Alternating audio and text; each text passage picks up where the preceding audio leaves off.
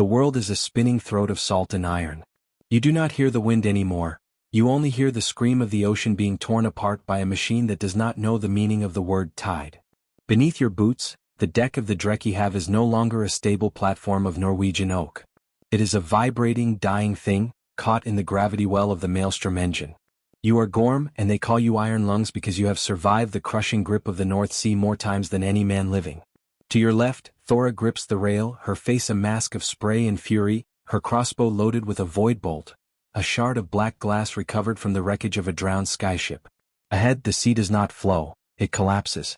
The harvesters have planted a spike of obsidian deep into the Lofoten seabed, and around it, a gargantuan turbine rotates, dragging the cold Atlantic water into a permanent, vertical spiral.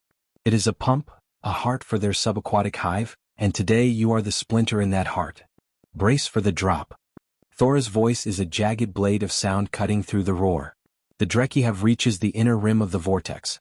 The longship tips, its prow pointing toward the emerald light 500 feet below. The water around you is a wall of white foam and spinning pressure.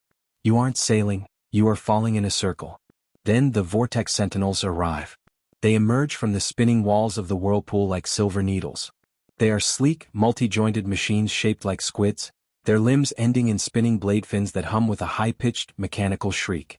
They don't swim, they move with the current, using the centrifugal force to launch themselves at the ship like projectiles.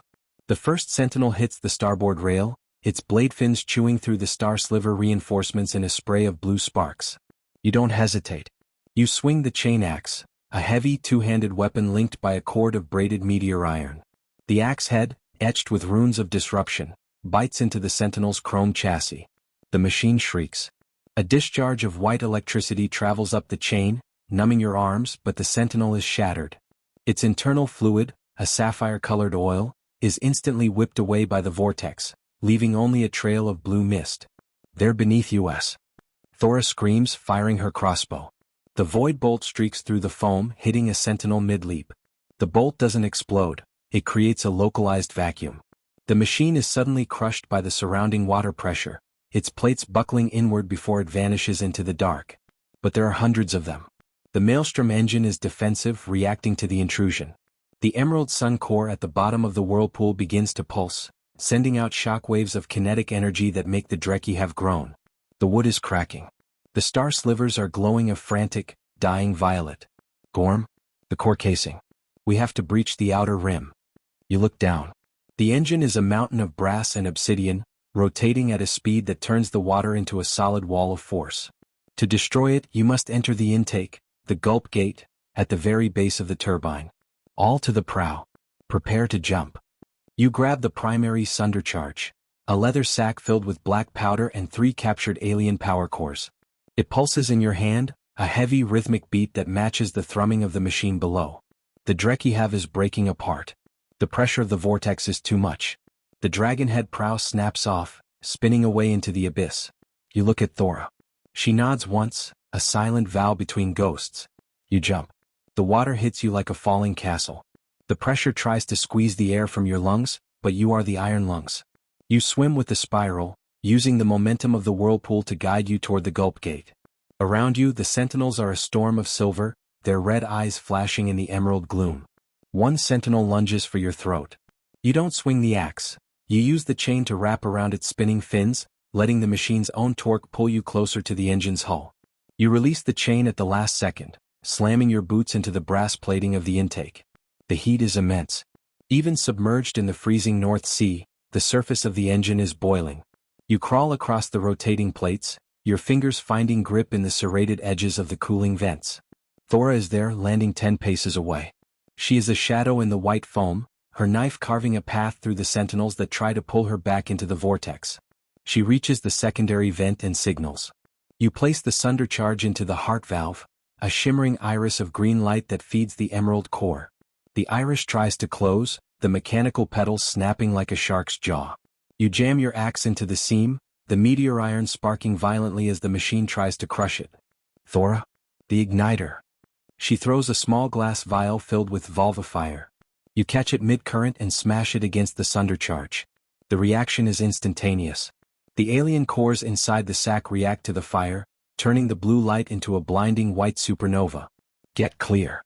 You kick off the brass hull, Thora grabbing your belt as you are caught by the upward draft of the turbine's exhaust. The explosion is not a sound, it is a total erasure of the sea. The sunder charge detonates inside the heart valve. The Emerald Sun core doesn't just explode, it collapses. The gravity well that was maintaining the whirlpool fails, and the millions of tons of water that were being held back by the centrifugal force suddenly rush inward to fill the void. The maelstrom engine is unmade. The brass plates are crumpled like paper, the obsidian glass shattered into a billion diamonds. The Vortex Sentinels, their power source gone, are instantly crushed by the returning pressure of the deep sea.